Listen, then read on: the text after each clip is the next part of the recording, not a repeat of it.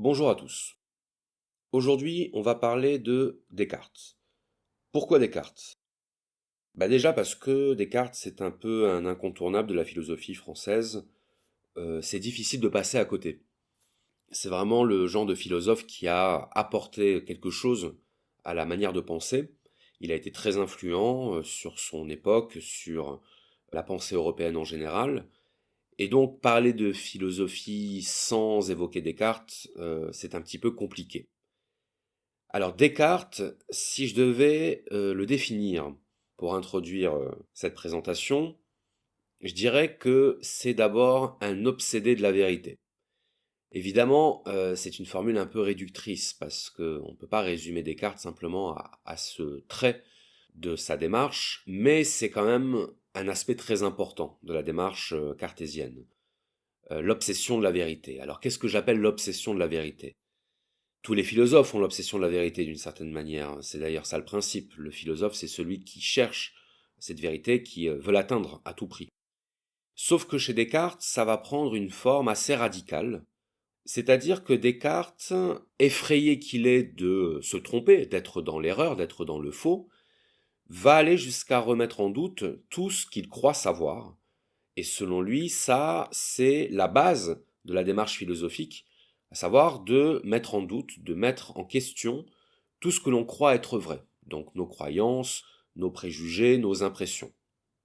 Alors il faut savoir que Descartes, c'était un philosophe, mais c'était aussi un scientifique, c'était un mathématicien et un physicien, donc c'est quelqu'un qui ne séparait pas la philosophie du champ de la recherche en général. Et d'ailleurs, cette séparation entre la philosophie et les sciences, elle s'est vraiment affirmée au XIXe siècle, parce que jusqu'avant, on conciliait très bien la philosophie avec les sciences, ou en tout cas, on ne les mettait pas en rivalité ou en concurrence.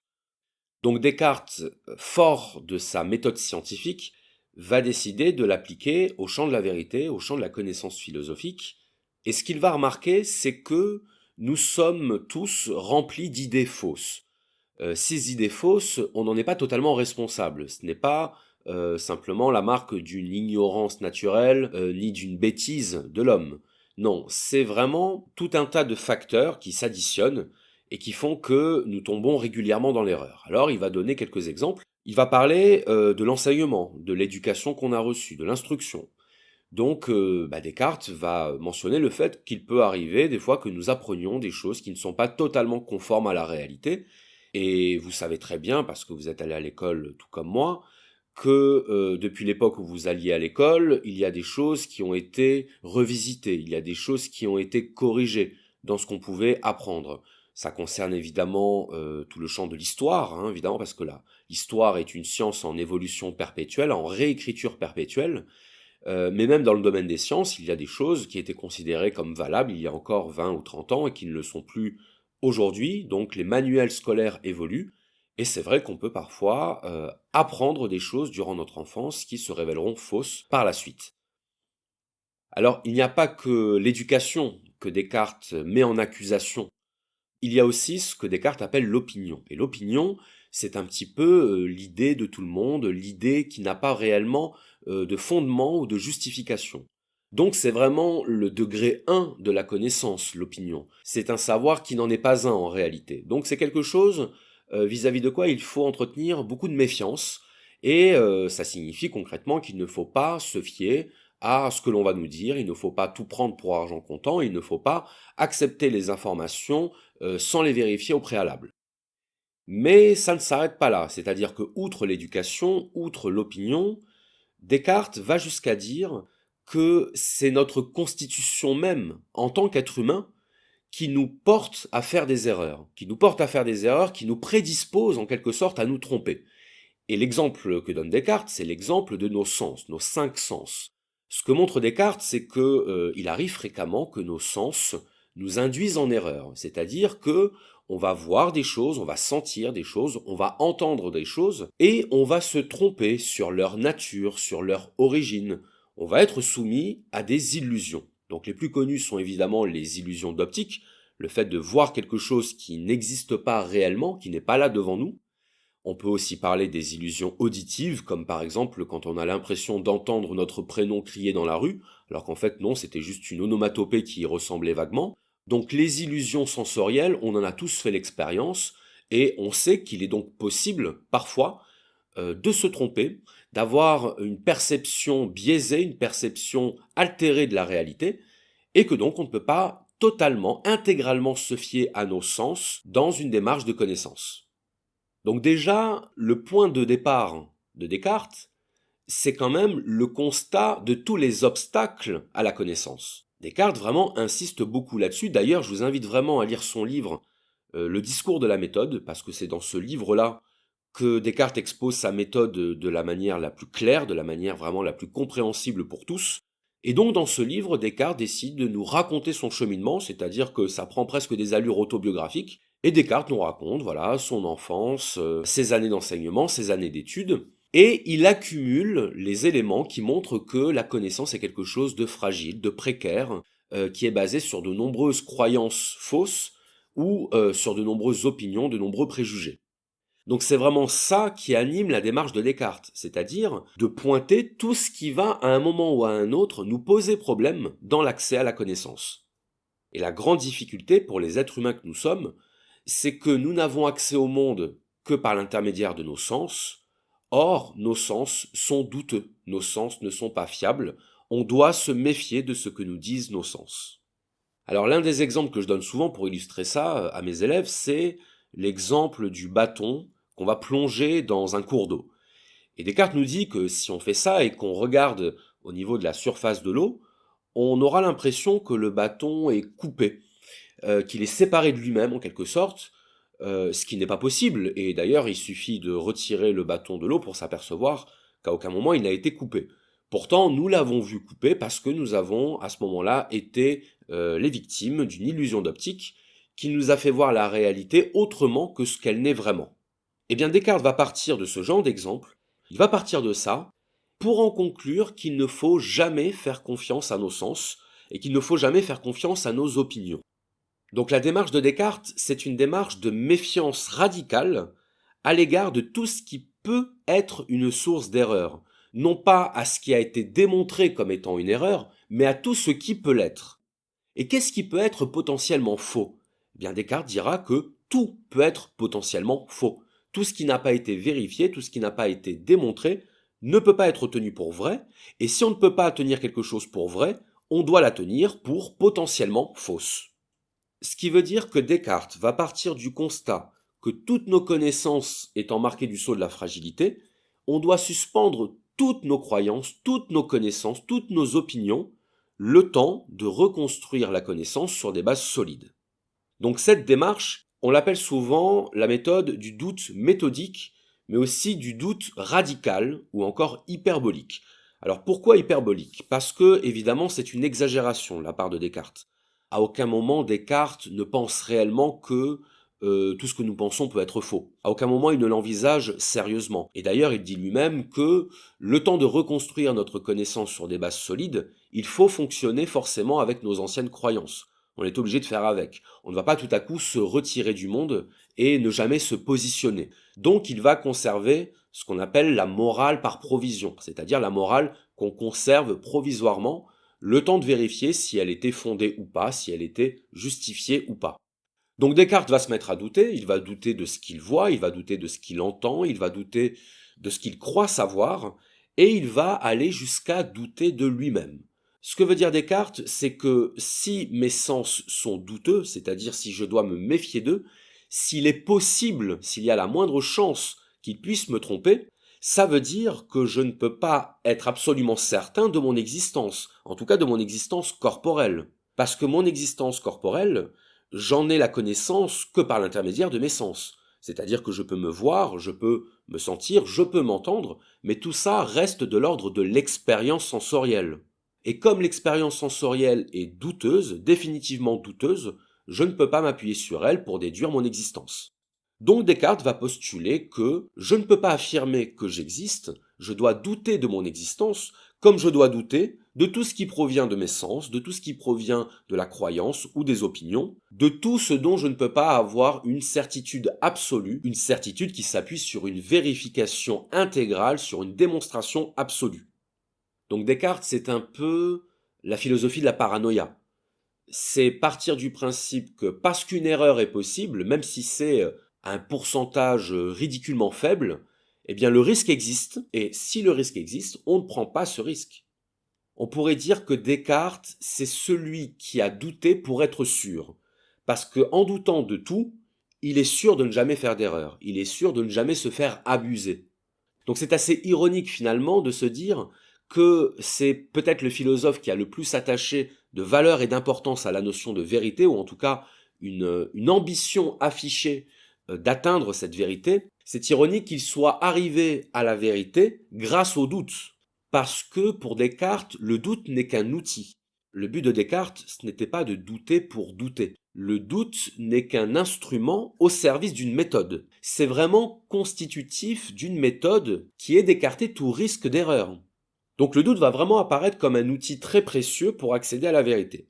Car, au bout du raisonnement de Descartes, il y a l'idée que si je peux douter de tout, il y a une chose dont je ne peux pas douter.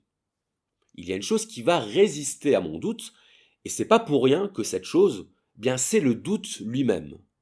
Ce que veut dire Descartes, c'est que si je peux douter de tout, c'est bien la preuve que mon doute existe. Alors le doute, c'est pas quelque chose de matériel, c'est pas physique le doute. C'est pas comparable à un objet corporel.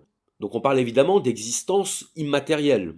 C'est comme dire par exemple qu'une pensée existe, non pas au sens où elle serait constituée de molécules, mais au sens abstrait, au sens impalpable. Donc si je doute, mon doute existe, et qu'est-ce que le doute? Bien, Descartes nous dit que le doute, c'est une forme de la pensée. Et donc la pensée, c'est pas quelque chose dont je peux avoir l'illusion.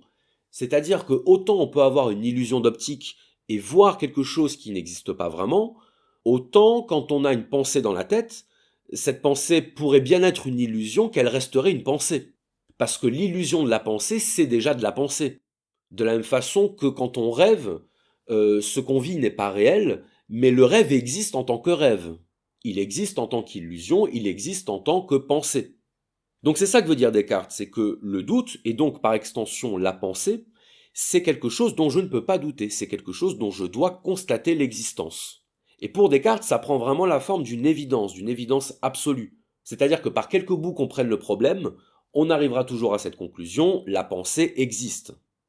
Donc là, pour Descartes, on atteint vraiment une première vérité. C'est-à-dire que là où notre expérience sensorielle va finalement se heurter à un mur, c'est-à-dire qu'on ne va pas pouvoir franchir le mur du doute, puisqu'on peut toujours douter de nos perceptions, on peut toujours douter de notre expérience, en revanche, on ne peut pas douter de la pensée, on ne peut pas douter de l'existence de la pensée, ce qui veut dire, pour Descartes, que si on doit accepter que la pensée existe, on doit accepter que nous-mêmes qui pensons existons. Et c'est ça qui va donner lieu à la célèbre phrase de Descartes, je pense donc je suis, c'est-à-dire si ma pensée existe, il faut bien que j'existe pour avoir cette pensée. Alors, à vrai dire, je suis pas totalement d'accord avec cette idée, parce que l'idée du je dans la phrase je pense est une idée qui, elle, n'est pas forcément logique. C'est-à-dire, je m'explique, que le pronom je, c'est déjà un parti pris linguistique. Le pronom je, par exemple, n'existe pas dans toutes les langues. L'expression de l'individualité n'existe pas dans toutes les langues. C'est déjà un parti pris culturel, linguistique, et donc, au final, anthropologique et philosophique. Dire je pense, ça n'a rien d'évident. Et même d'un point de vue logique, on pourrait presque le contester, parce que la pensée étant quelque chose d'immatériel, c'est aussi quelque chose d'informe, c'est quelque chose qui n'a pas de contour, qui n'a pas de limite, hein, au sens spatial du terme. Et donc, identifier la pensée à un individu, ou en tout cas confondre les deux, c'est-à-dire considérer que la pensée a forcément besoin de s'incarner dans un individu physique, c'est déjà quelque chose qu'on pourrait contester. D'ailleurs, c'est ce que disait Nietzsche, il disait que nous n'avions pas d'idées, ce sont les idées qui viennent à nous. Et quand on a une idée, en fait, on fait le constat, on fait l'observation d'une idée qui vient de s'introduire en nous. Et donc on peut finalement se dire que la pensée n'est pas forcément le gage de l'existence de l'individu. Donc l'idée de Descartes, c'est vraiment et définitivement d'imposer à l'esprit l'évidence de notre existence à travers la pensée. C'est de dire que la pensée, donc l'esprit, au-delà de la pensée individuelle, l'esprit est réellement la seule chose dont on peut attester de l'existence. C'est vraiment la seule chose sur laquelle on ne peut pas avoir de doute quant à l'existence. Donc c'est quand même intéressant de remarquer avec Descartes que la première brique de l'édifice que doit être la vérité, cette brique élémentaire, elle renvoie à quelque chose qui pour nous, dans notre vie quotidienne, ne nous paraît pas réel. Au sens où, quand on parle de la réalité, on a plutôt tendance à se référer à la matière, au corps et aux objets. Donc se dire que la première chose dont on va prouver l'existence, c'est quelque chose d'immatériel, et qu'on va construire toute notre connaissance à partir de cette vérité immatérielle, c'est quand même quelque chose d'assez paradoxal. Toujours est-il que Descartes, après avoir découvert cette vérité première, c'est comme ça qu'on la nomme, la vérité première, c'est-à-dire la vérité mère de toutes les autres vérités, c'est la vérité de notre existence en tant qu'individu, notre existence en tant qu'être pensant. Alors là, on touche à quelque chose qui me paraît assez important, parce qu'on touche en fait à la manière dont Descartes a influencé sa postérité. Pour certains, Descartes restait un penseur chrétien, et c'est vrai que Descartes était un philosophe chrétien, c'est un philosophe qui a tenté de prouver l'existence de Dieu, mais pour autant, ce n'est pas quelqu'un qui a fait de Dieu un concept premier. Le concept premier de Descartes, c'est le doute. Et les concepts dérivés de ce concept de doute, ce sont les concepts de pensée, d'existence et d'individu. Donc ce qui veut dire que d'un point de vue purement religieux, d'un point de vue purement chrétien, Descartes est déjà presque coupable d'une hérésie. Parce qu'il faut bien comprendre que jusqu'à la fin du Moyen Âge, c'est-à-dire très peu de temps finalement avant Descartes, toute la philosophie était basée sur une idée centrale et première qui était Dieu. Donc certes, Descartes n'est peut-être pas un révolutionnaire de la laïcité au XVIIe siècle, mais c'est quand même quelqu'un qui a osé commencer un traité de philosophie en ne partant pas de Dieu, mais en partant de l'individu. Donc je veux dire, c'est quand même pas mal pour l'époque. Faut savoir que Descartes, en tant que scientifique, il était favorable aux thèses de Copernic. Et c'est quand il a appris que Galilée avait eu des ennuis avec son système héliocentrique que Descartes a renoncé à publier un ouvrage qui justement allait dans le sens de Copernic, parce qu'il savait que c'était se tirer une balle dans le pied et que c'était se condamner à la censure et donc à l'impossibilité de délivrer sa parole. Donc Descartes était tout sauf une sorte de philosophe inquisiteur, n'était absolument pas un philosophe qui allait jeter l'opprobre sur une pensée non conforme au dogme. Voilà, donc j'en termine pour cette question de l'influence de Descartes, et je souhaiterais revenir sur une notion très importante qu'on a esquissée, mais qui selon moi mérite vraiment qu'on l'approfondisse, parce qu'elle permet de comprendre beaucoup de choses. Ce qu'on a vu, c'est que Descartes considère que la pensée est quelque chose qui possède un degré de réalité finalement beaucoup plus élevé que les corps. C'est-à-dire que tout ce qui est de l'ordre de la matière, tout ce qui est objet physique. Et ça, évidemment, on ne peut pas s'empêcher de le mettre en relation avec la vision qu'avait Platon, et qui disait que notre monde matériel n'était qu'une projection d'un monde qui est le monde des idées, c'est-à-dire la projection d'archétypes. Les archétypes, chez Platon, on les appelle les archétypes, on les appelle également les idées ou les essences. C'est très difficile à définir, et évidemment, on peut difficilement expliquer ce que sont les archétypes sans passer par des analogies, mais en tout cas, c'est l'idée que notre monde, avant d'exister sous une forme physique, il existe en tant qu'idée, il existe en tant que principe, un petit peu, si vous voulez, de la même façon que la loi de la gravité préexiste à la gravité. Ce que je veux dire, c'est que la gravité n'est ce qu'elle est qu'en vertu d'une loi qui la gouverne. Eh bien, cette loi qui la gouverne, on pourrait dire que c'est un petit peu l'archétype de la gravité. Et la gravité, ce serait la manifestation dans le monde physique de cette idée de gravité. Et donc le parallèle avec Platon se situe non seulement ici, c'est-à-dire dans cette idée d'une réalité au-delà du monde matériel, donc la réalité intelligible, le monde des idées chez Platon, eh bien chez Descartes, ça prend la forme d'une substance, ce qu'il appelle une substance, et qui est la pensée. Donc chez Descartes, quand on parle de substance, on ne parle pas forcément d'une substance physique. Donc là encore, c'est difficile pour nous de se représenter cette idée de substance sans en faire quelque chose de matériel. Mais pour Descartes, c'est quelque chose qui a autant de réalité, en fait, que la substance physique, c'est-à-dire que la matière. Et ce que veut dire Descartes, c'est qu'il ne faut pas réduire la notion de réalité à la réalité matérielle. Parce que ce qu'on appelle la réalité, c'est ce qui est, et ce qui est n'est pas forcément d'ordre physique. Donc là, on retrouve le dualisme qu'on trouvait déjà chez Platon, le dualisme entre le monde sensible et le monde intelligible, c'est-à-dire entre le monde matériel et le monde de l'esprit. Et ça, on le trouve notamment dans un petit exemple que donne Descartes, c'est le fameux exemple du morceau de cire. L'exemple du morceau de cire que Descartes utilise pour montrer que tout ce qui existe dans le monde physique est soumis à la corruption, est soumis à la transformation, à l'évolution. Et donc si on veut définir un objet physique, si on veut le définir dans ce qui le constitue au plus profond de lui-même, au niveau de son essence, eh bien tout ce qu'on va pouvoir dire sur le morceau de cire pour le définir n'est en aucun cas lié à ses caractéristiques physiques. Donc ça, Descartes nous le raconte concrètement, il nous dit, je prends un morceau de cire, il est petit, il est plutôt dur, il est blanc, je vais l'approcher du feu, et là, je vais le voir se transformer.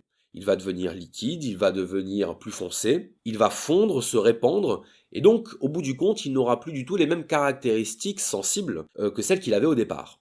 Ça prouve, pour Descartes, qu'on ne peut pas définir un objet physique par ses caractéristiques physiques.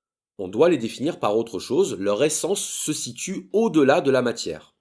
Et donc dans le cas du morceau de cire, Descartes va dire, puisque je ne peux pas le définir par sa couleur, puisqu'elle change, je ne peux pas le définir par sa forme, puisqu'elle change également, ce par quoi, en revanche, je peux définir le morceau de cire, c'est par le fait qu'il a la capacité de se transformer. C'est presque une tautologie en fait comme raisonnement, c'est de dire que ce qui définit n'importe quel être physique, c'est son caractère d'être physique. Mais en fait c'est plus qu'une tautologie parce que ça veut simplement dire qu'on ne peut pas définir davantage ce qu'est un corps physique parce que tout ce qu'on pourrait dire sur lui serait soumis à l'évolution, à la transformation, et donc ne serait pas une vérité absolue, une vérité réelle. Donc là encore, chez Descartes comme chez Platon, il y a l'idée que les idées, les vérités intelligibles, sont éternelles, qu'elles sont en dehors du temps, en dehors de l'espace, et que ce qu'on appelle vérité devrait en réalité ne correspondre qu'à ces formes de vérité, c'est-à-dire à des vérités éternelles.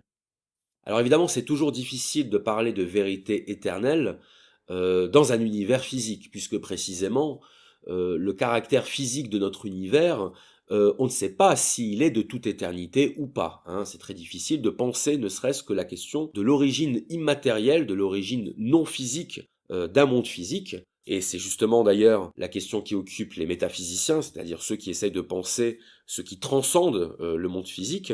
Donc parler de vérité éternelle, c'est un petit peu compliqué.